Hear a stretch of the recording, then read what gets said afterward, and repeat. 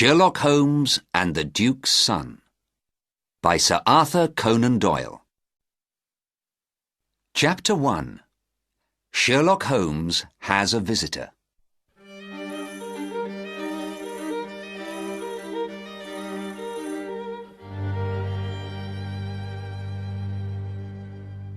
When visitors came to see Sherlock Holmes in Baker Street, they often did surprising things. Sometimes they put their heads in their hands and cried. Sometimes they talked and couldn't stop.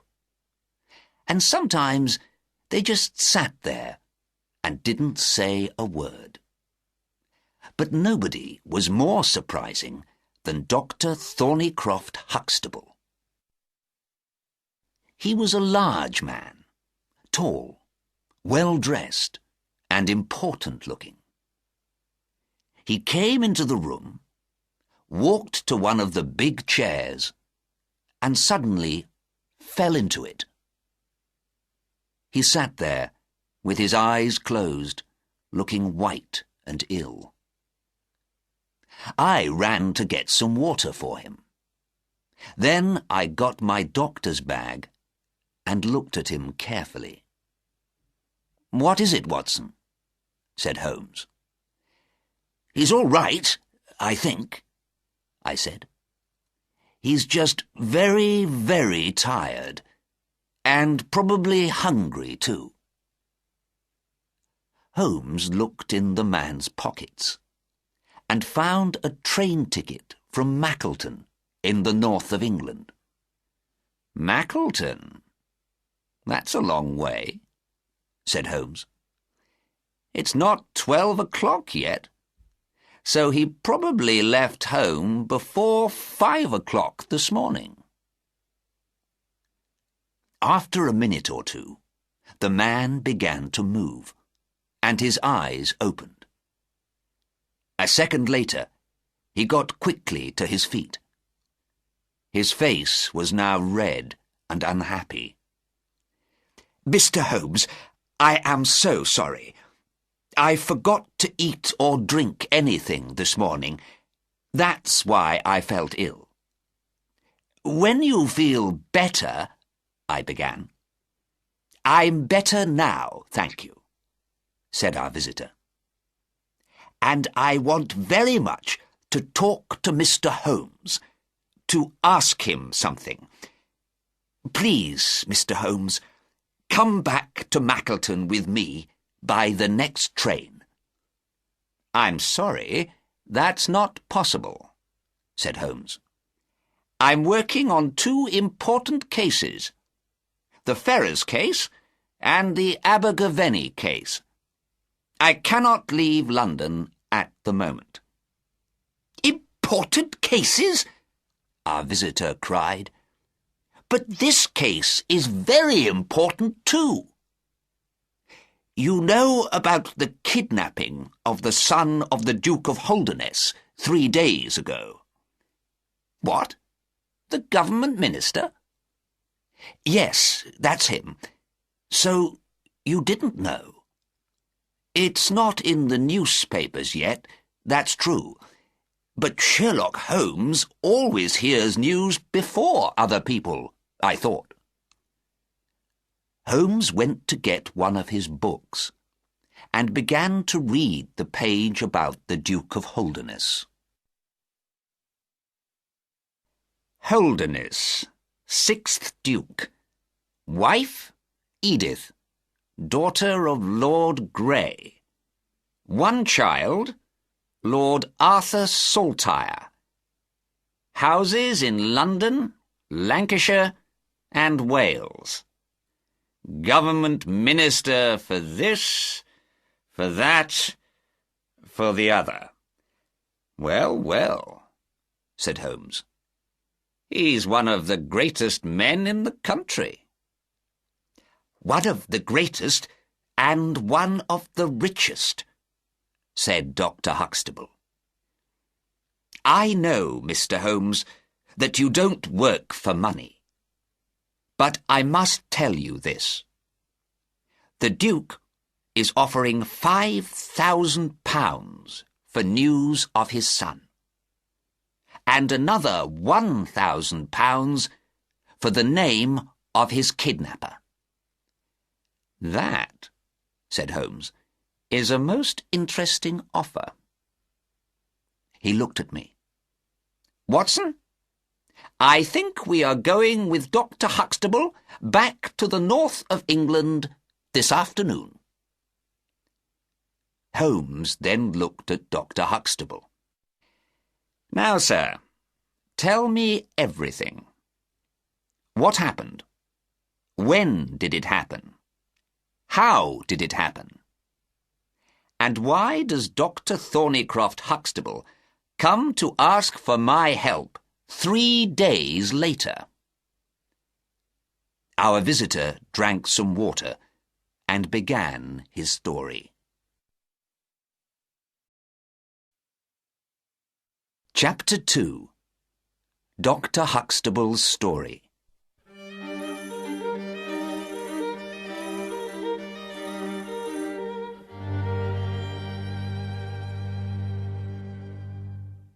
My school, the Priory School near Mackleton, is the best school for young boys in England, began Dr. Huxtable.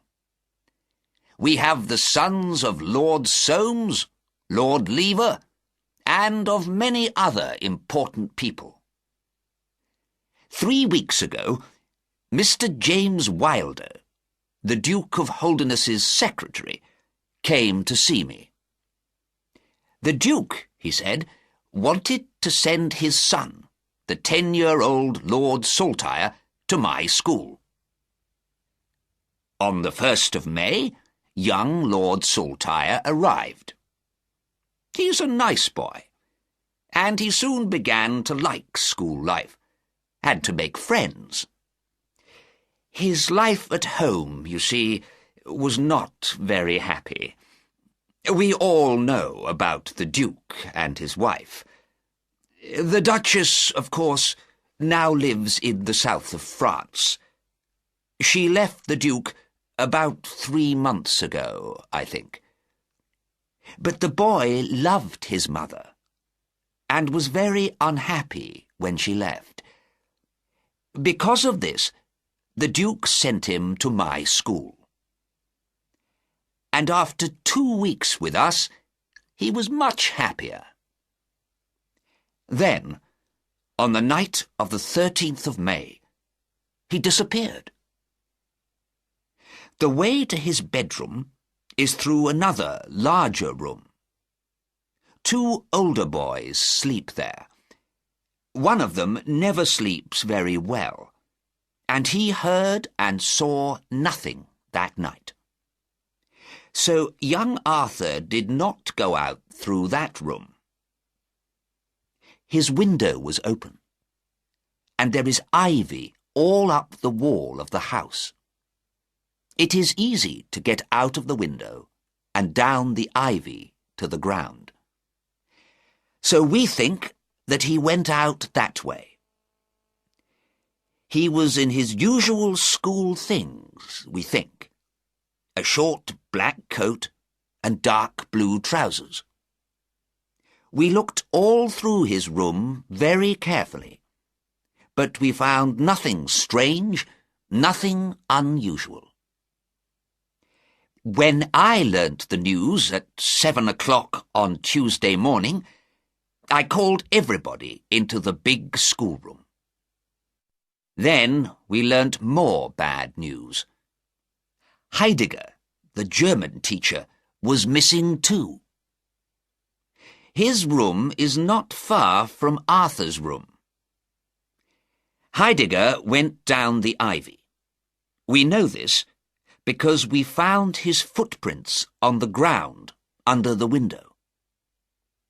We know too that he was only in his coat, trousers, and shoes, because we found his shirt and his socks on the floor of his room. And he took his bicycle with him. Heidegger came to the school a year ago. He's a good teacher, but the boys don't like him because he isn't very friendly. So, Mr. Holmes, we have 2 missing people. It's now Thursday, and there's still no news of them. Holmes took out a little notebook and began to write things down. "The boy didn't go home, of course," he said. No. We asked at Holderness Hall at once," said Dr. Huxtable. "The Duke is very afraid for his son, and I am the unhappiest man in England. Mr. Holmes, you are a famous detective. Please help me." "You make things very difficult for me," Holmes said. "How can I find marks in the ivy or on the ground after 3 days? Why didn't you come to me at once?" "Because of the Duke," Dr. Huxtable said. "He doesn't like people talking about his unhappy family life." "And what are the police doing?" "Well, they heard about a boy and a young man at the station early on Tuesday. They looked for them, and last night they found them in Liverpool. But it was a man and his son going to visit a friend. We lost 3 days because of that. And last night I couldn't sleep. So I took the first train down to London this morning." "Well, Dr. Huxtable, some more questions," said Holmes. "Did the boy take German lessons?" "No." "So he didn't know the German teacher well, then?" "He probably never spoke to him," said Dr. Huxtable. Said Holmes. "Does the boy have a bicycle?" "No." "Was any other bicycle missing?" "No." "So, did the German teacher ride away on his bicycle in the night with the boy on his back?" "I don't think so." "But what happened to the bicycle?" "Now, what about visitors? Did the boy have any visitors the day before?" "No." "Did he get any letters?" "Yes, 1 letter, from his father." "Do you open the boy's letters, Dr. Huxtable?" "No." "Then how do you know that the letter was from the father?" "I know the Duke's handwriting, and he says that he wrote a letter to his son." "Did the boy get any letters from France?" "No, I never saw any." "Do you understand me, Dr. Huxtable?" Holmes said. "Did someone take the boy away, or did the boy go freely? Because he had a letter from France, perhaps?" "I don't know," said Dr. Huxtable. "He only had letters from his father, I think." "Were father and son very friendly?"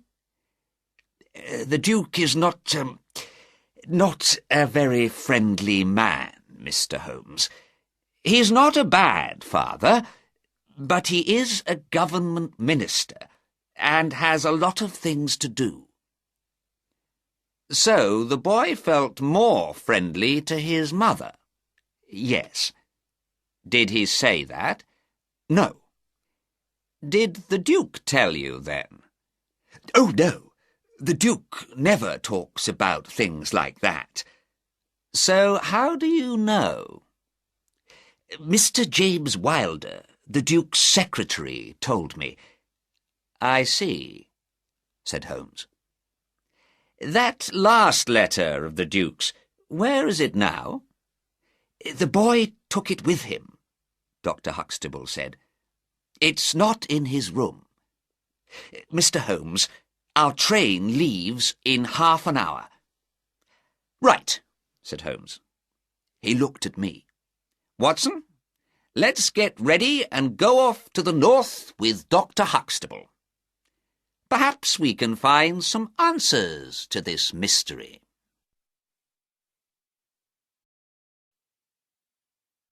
Chapter 3. Holmes and Watson go north.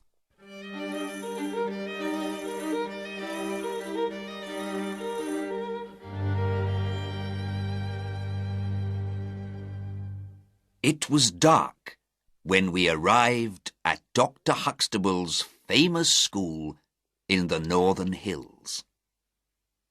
We went quickly into the building out of the cold, and at once someone ran up with news for Dr. Huxtable. He looked very surprised. "The Duke is here," he told us. "The Duke and Mr. Wilder, his secretary, are in my office. Come and meet them." The government minister was a tall man, with a long, thin face.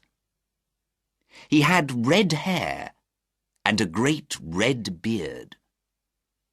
He looked at us and did not smile. Next to him stood Mr. Wilder, a very young man. He was small, with blue eyes and a watchful face. He spoke first. "The Duke is surprised, Dr. Huxtable, to see Mr. Sherlock Holmes here.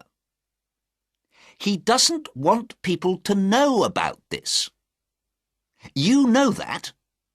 So why didn't you speak to the Duke before you went to London?" "But we need help," said Dr. Huxtable, "and I—" "Well," said the Duke, "Mr. Holmes is here now, and perhaps he can help us." He looked at Holmes. "I'd like you to come and stay at Holderness Hall, Mr. Holmes."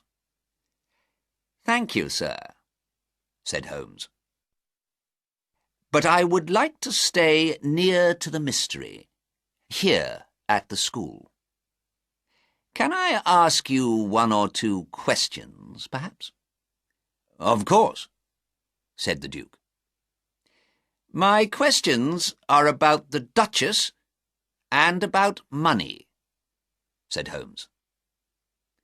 "The Duchess knows nothing about this," said the Duke, "and nobody is asking me for money." "I see," said Holmes. "You wrote a letter to your son before he disappeared. When did you post it?" "Post it?" said Mr. Wilder angrily.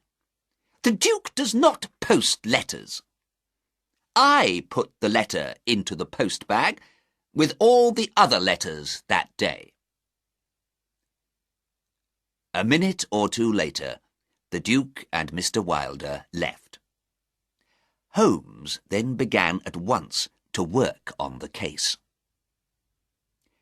We looked carefully all through the boy's bedroom and the German teacher's room. We looked at the ivy on the wall, and we saw the footprints under the German teacher's window. But we learnt nothing new. Holmes then left the house, and only came back after 11 o'clock. He had with him a large map. He brought it into my room and put it on the bed. "This case is beginning to get interesting, Watson," he said.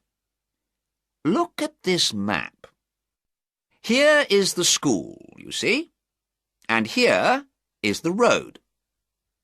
So, did the boy and the teacher go along the road when they left?" "No, Watson, they did not."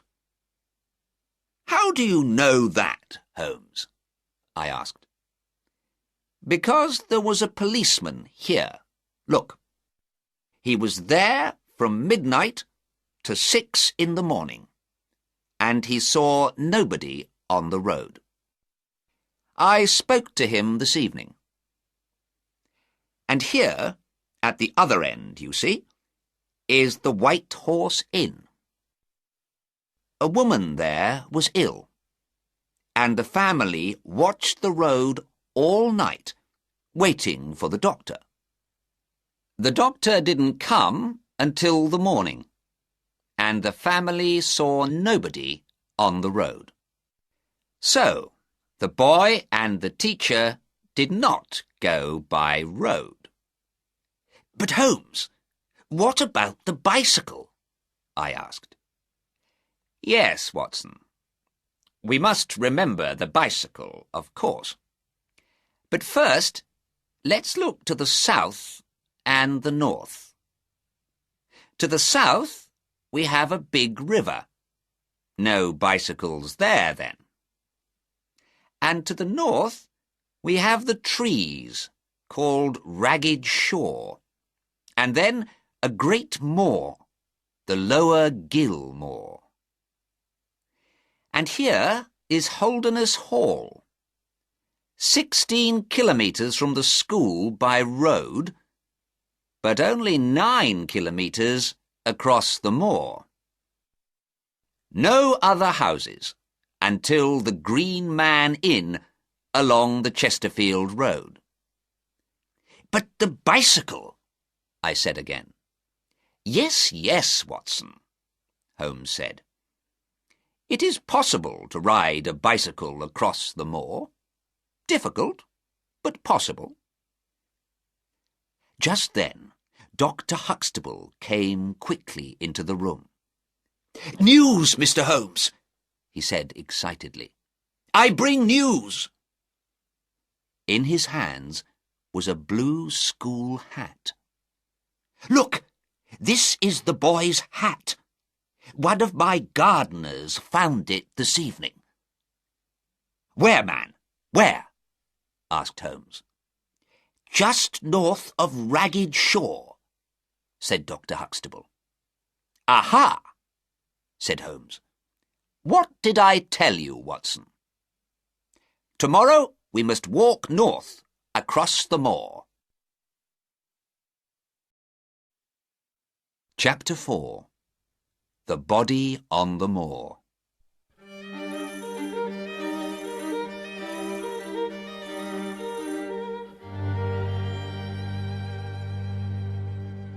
Very early the next morning, I opened my eyes and saw Holmes next to my bed. He was already dressed. "Come, Watson," he cried. "There is hot coffee ready for you. We leave in 10 minutes. By 6 o'clock, we were through Ragged Shaw, and half an hour later, we were on Lower Gill Moor. Across the middle of the moor was a small river, and the ground all around it was very wet. "We can easily see tracks in this wet ground," said Holmes. "Look carefully, Watson." We moved slowly across the moor, looking at every centimetre of mud. We found hundreds of sheep tracks, and once some cow tracks, but no bicycle tracks. And then, at last, we found something. Not far from the little river, right across some nice black mud, was the track of a bicycle. "Hurrah!" I cried. "We have it!" But Holmes did not look happy. "It's a bicycle, yes, but not the bicycle. Every bicycle has different tyres. I know 42 different kinds of tyre. This tyre is a Dunlop, but Heidegger's bicycle had Palmer tyres. The English teacher told me that. So this is not Heidegger. Is it the boy, then? I asked. Probably not. The boy didn't take a bicycle with him, said Holmes. He looked again at the track in the mud. This track is going away from the school. Or perhaps to the school, I said. No, my dear Watson. Look at the tracks of the two tyres. Are they the same? No, I said. One tyre makes a deeper track. And that's the back wheel, said Holmes. Because the rider, of course, sits over the back wheel. The deeper track is the one on top. So this bicycle went that way, across the moor, away from the school. But who was the rider? Where did he come from? We followed the Dunlop track back, nearly to Ragged Shore.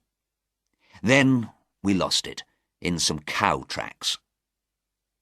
Holmes sat down and thought for some minutes. "No," he said, getting up. "We must leave this question for now. Back to the mud by the river, Watson." 2 hours later, Holmes gave a happy cry. I quickly ran over to him and looked down at a long, thin track in the mud. It was the Palmer tyre. "Here is Heidegger," cried Holmes. "Let's follow him, Watson." For a kilometre or more, we followed the Palmer tyre north across the moor, losing the track, finding it again, losing it and finding it. Suddenly, the track stopped. "What happened here?" I said. "Did he fall?" Holmes looked carefully on the ground. Then he moved to some small bushes with yellow flowers on them. "Look," he said quietly. On one of the yellow flowers there was something red, the dark browny red of blood. "Bad," said Holmes. "Bad.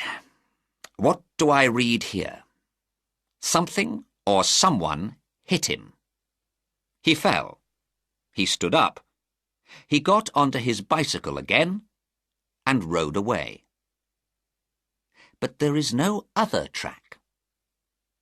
Some cow tracks here, but no footprints. We must follow the blood, Watson."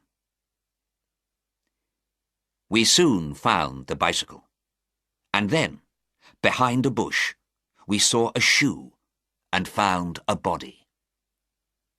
There was blood on the man's head and face, and he was very, very dead.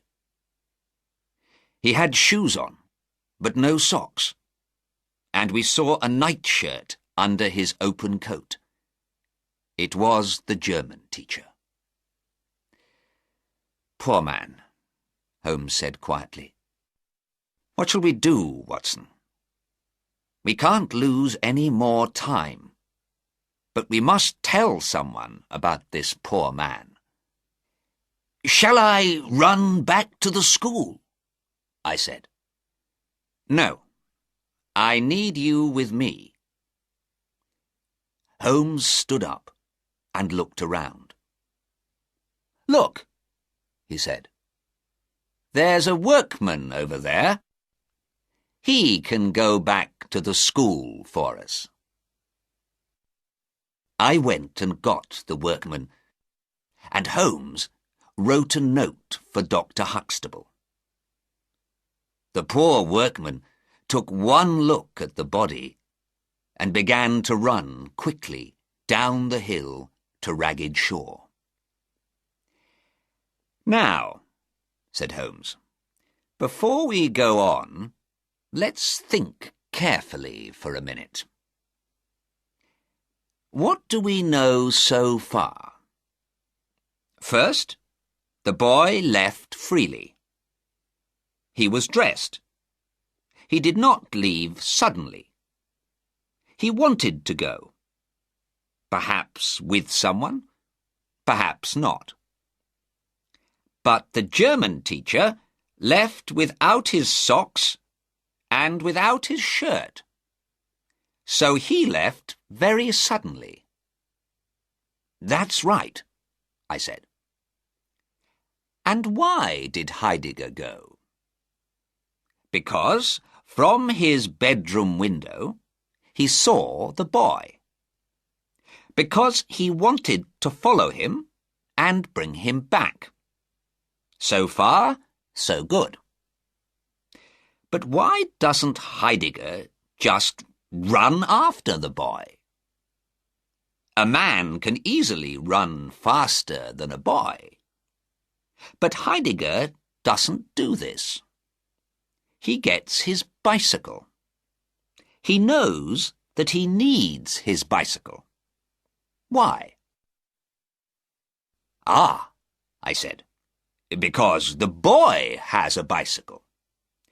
Not so fast, Watson. Think about it. Heidegger dies 8 kilometers from the school.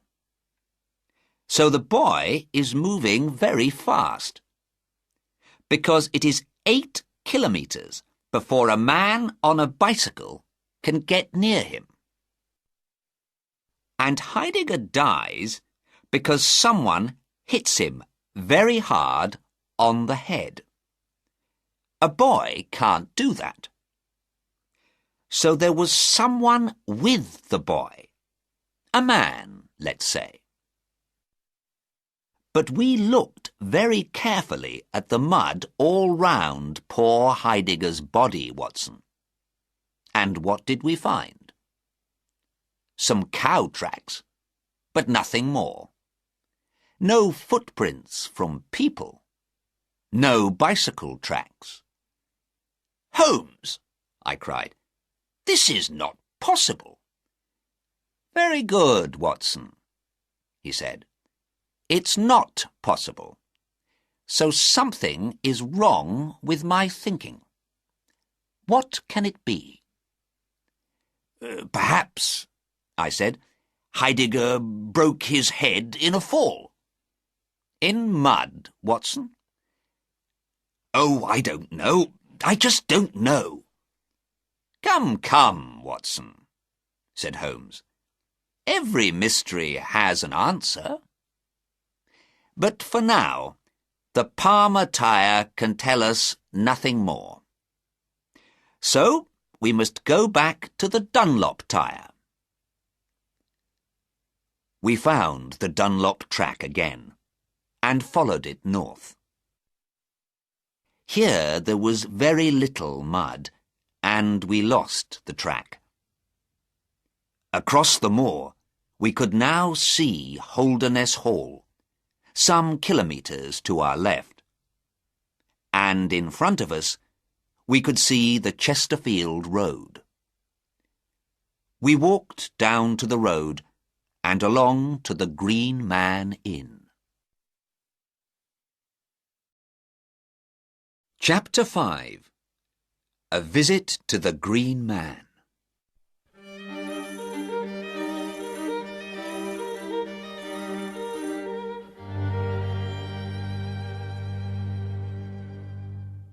When we were near the inn, Holmes suddenly cried out, "Ah! My foot! I can't stand on it! Help me, Watson!" I took his arm, and we walked slowly to the door of the inn. A man stood there, smoking and watching us. "How are you, Mr. Reuben Hayes?" said Holmes. "Who are you, and how do you know my name?" said the man. He looked very unfriendly. "Because it's on the door of the inn, over your head," said Holmes. But can you help me, Mr. Hayes? No, I can't. But I need help.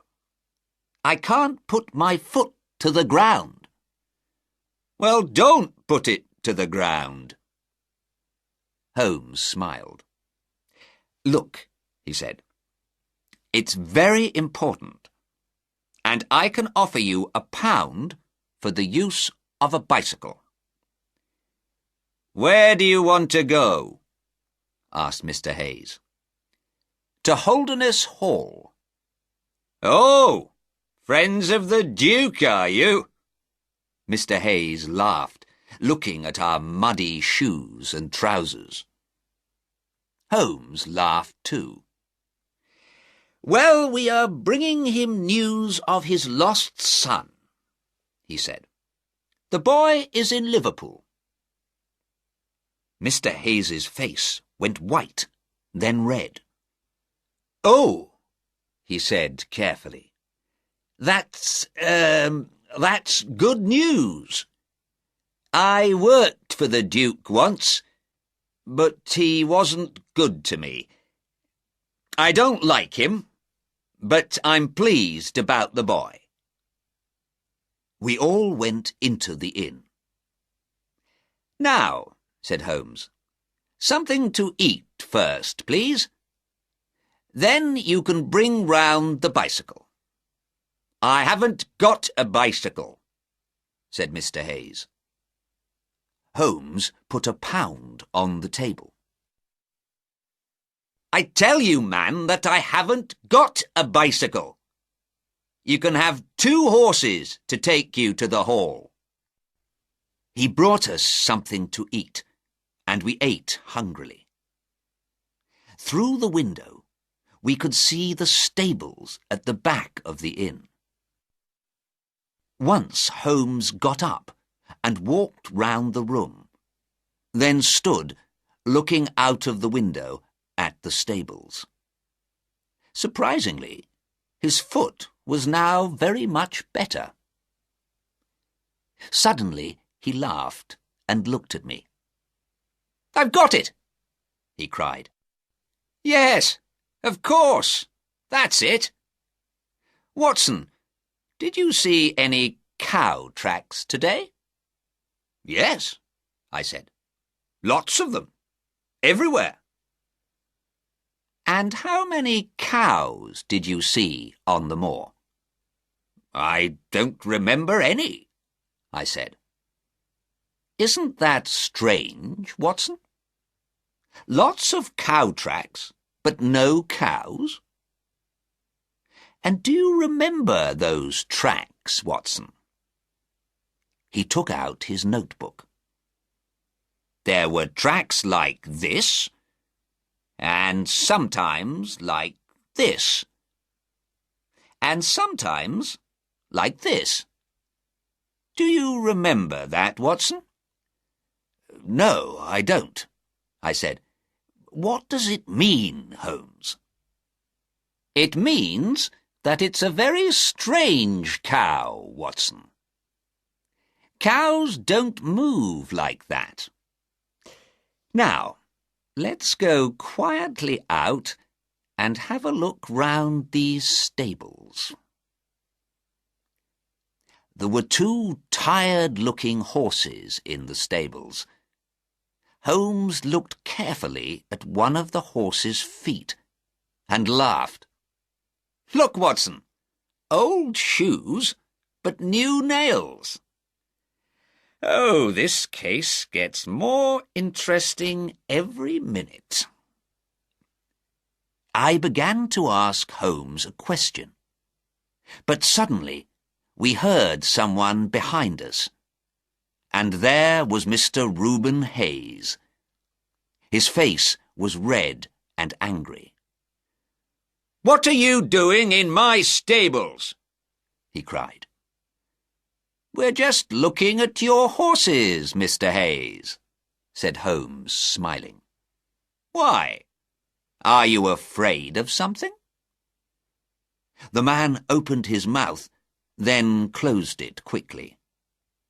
His face was still red and angry. Holmes did not give him time to speak. "I think your horses are tired, Mr. Hayes. We can walk to the hall. It's not far." 3 kilometres by the road, Mr. Hayes said. His eyes still watched us angrily. It was nearly dark when we left. We walked along the road for about 100 metres. Then Holmes took my arm. "Quick, Watson. Off the road and up the hill. Then we can come down the hill at the back of the inn." We ran up the hill. "This man Hayes," I said. "He knows all about the kidnapping. Is that right, Holmes?" "Of course it is," he said. "We can learn a lot more from Mr. Hayes. Ah, who's this? Watson, get down." There was a bicycle on the road. It came past us very quickly, and we saw the rider, Mr. James Wilder, the Duke's secretary. His face was white and afraid. "Quick, Watson," said Holmes. "We must watch him." We ran down the hill and stopped when we could see the back door of the inn. Wilder's bicycle was by the wall near the door. For 5 minutes, nothing happened. Then a man on a horse rode quickly out of the stables and disappeared down the road. "What do you think of that, Watson?" said Holmes. "Somebody's running away." "Yes, but not James Wilder, because there he is at the door." We could see Wilder in the light from the door. He stood there looking out. And 10 minutes later, another man came down the road and went into the inn. Then a light came on in a room upstairs. "Come, Watson, we must get nearer," Holmes said. We went down the hill and walked very quietly to the back door of the inn. The bicycle was still by the wall. Holmes looked at the wheel and laughed quietly. "A Dunlop tyre, Watson. Now, I must look through that upstairs window. So I need your back, Watson." Holmes stood on my back, but only for a second, and then he was down again. "Come, my friend," he said. "It's a long walk to the school, so let's start at once. I can give you all the answers to this mystery tomorrow." It was a long, cold, muddy walk back to the school. I went to bed at once. But Holmes went out again, to Mackleton, I think. I was very tired, and slept all night like a dead man. Chapter 6. Sherlock Holmes talks to the Duke.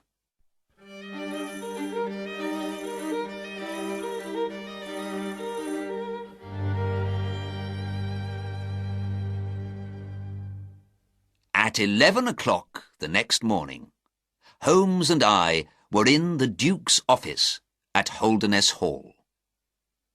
Mr. Wilder came to speak to us. "The Duke can see no one today," he said to Holmes. Holmes looked at him coldly.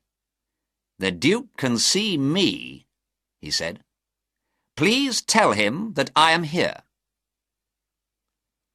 After half an hour, the Duke of Holderness came into the room. He looked older, tired and ill. "Well, Mr. Holmes," he said. Holmes looked at James Wilder. "I can speak more freely without your secretary here, sir." "Very well," said the Duke tiredly. "Please, James." James Wilder gave Holmes an angry look, but he went out of the room and shut the door. Holmes looked at the Duke. "You are offering, I hear, £5,000 for news of your son." "True. And another £1,000 for the name of the kidnapper." "True." My friend smiled. "I see your cheque-book on the table, sir. I would like to have your cheque for £6,000. "Mr. Sherlock Holmes," the Duke said angrily, "what is this about? Do you have news of my son or not?" "Oh, yes," said Holmes. The Duke's eyes never left Holmes's face. "Where is my son?" he said quietly. "He is, or was last night, at the Green Man Inn, 3 kilometres along the road to Chesterfield." The Duke fell back in his chair. "And the name of the kidnapper?" Sherlock Holmes's answer was a very surprising one. "You," he said. "And now, sir, your cheque, please." The Duke stood up, his face white and angry. Then he sat down again and put his face in his hands. It was some minutes before he spoke. "How much do you know?" he asked. "I saw you with him last night," said Holmes. "And how many people know about this?" "Only I and my friend here, Dr. Watson." The Duke took out a pen, opened his cheque-book, and began to write. "When I made this offer, I didn't know—" He stopped, then began again. "Are you and your friend going to talk about this, Mr. Holmes?" "I don't understand you, sir," said Holmes. "I mean, nobody needs to know about this little family mystery. Just you and your friend Watson. Look, here is my cheque for £12,000. Holmes gave him a cold little smile. "I'm sorry, sir. There is a dead man in this case, you remember?" "But that wasn't James!" cried the Duke. "He knew nothing about it. He was very, very unhappy when he heard about the killing." "Murder," said Holmes. "But James wasn't there. And when he heard about it, he came to me at once and told me everything. Oh, Mr. Holmes, you must help him. You must. He is not the murderer. The murderer ran away last night." Holmes smiled again. "I have a little more news for you, sir. The police met Mr. Reuben Hayes last night at Chesterfield Station. Mr. Hayes is not running anywhere for a very long time." The Duke looked at Holmes with an open mouth. You know everything," he said. "But I am pleased to hear about Hayes. He was always a bad man. And that news can only help James." "James? Your secretary?" said Holmes. "No, sir. My son. James Wilder is my son.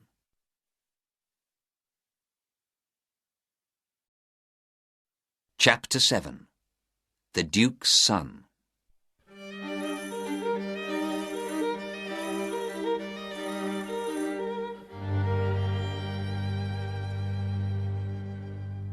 When the Duke said this, I was very surprised. But Holmes was surprised too. "This is news to me," he said. "Can you tell me more?" The Duke stood up and walked round the room for a minute. "I must tell you everything," he said. "I didn't want to talk about it, but I must.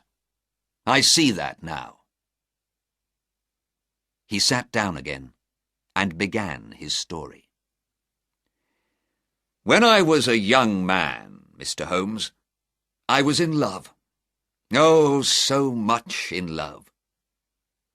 It only happens to you once, and this woman was the love of my life. I wanted her to be my wife, but she died.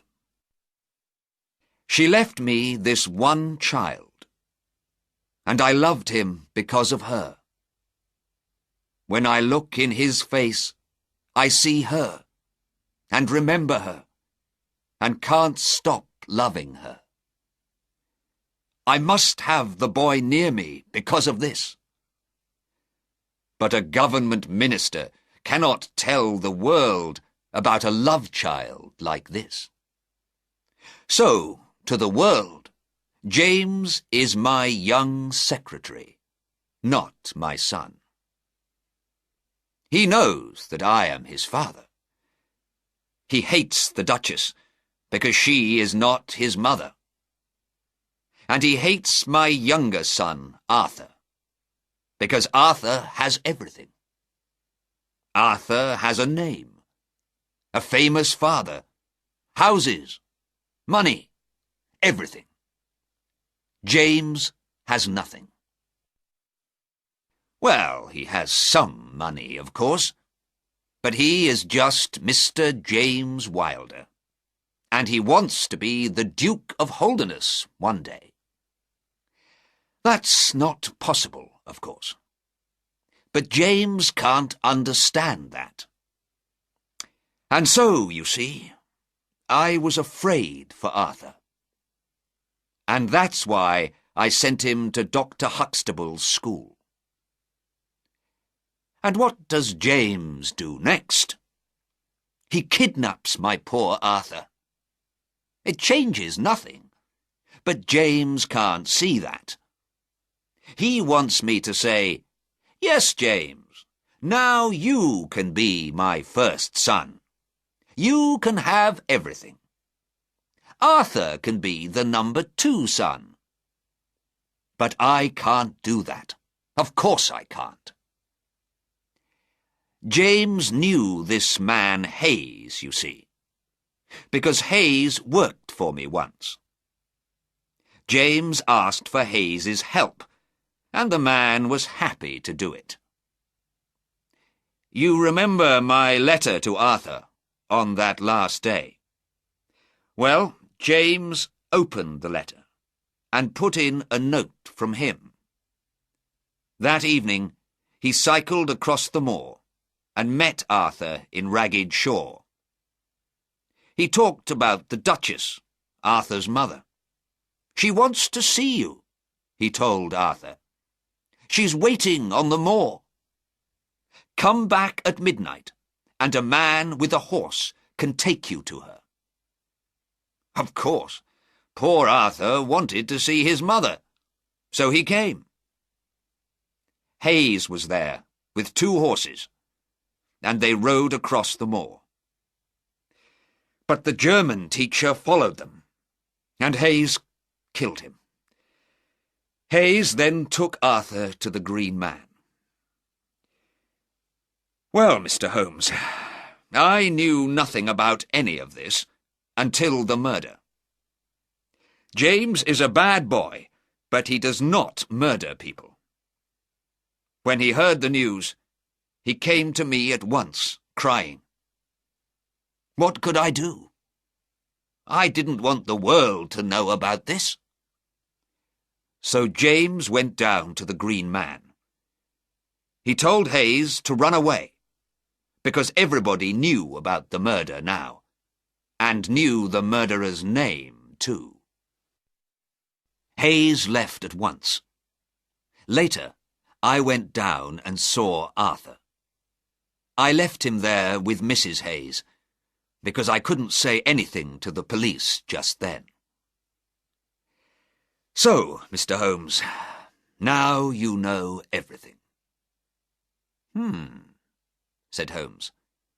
You help a murderer? You say nothing to the police? You leave your young son in a dirty inn? And you ask for my help? People never spoke to the Duke of Holderness like this, usually. His face was red, but he said nothing. First, said Holmes, we must bring Arthur home. Yes, the Duke said quietly.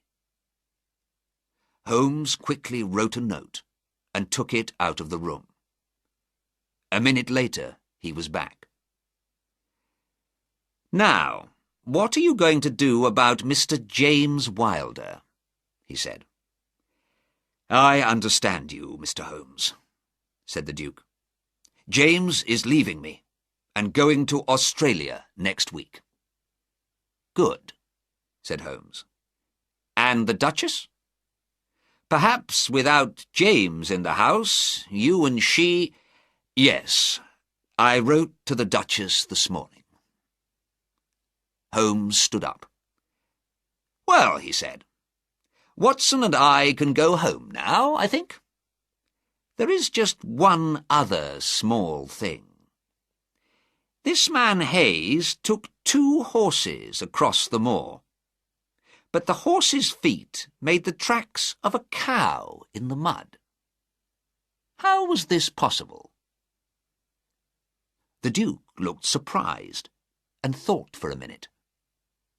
Then he went away and came back 2 minutes later with a glass box in his hands.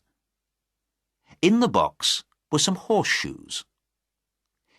We found these shoes under the ground in the garden, the Duke said. They are about 500 years old, we think. The Holderness family has a long and interesting past. Holmes opened the box and took out one shoe. It was a shoe for a horse's foot, but it looked like a cloven cow's foot. Holmes wet his finger and ran it round the bottom of the shoe. A little mud came off on his finger. Thank you, said Holmes. He put the horseshoe back in its box. That shoe is the second most interesting thing in the north of England, he said. And the first? Asked the Duke. Holmes took the cheque for £12,000 from the table and slowly put it into his notebook. I am a poor man, he said. He looked lovingly at the notebook, then put it carefully in his pocket.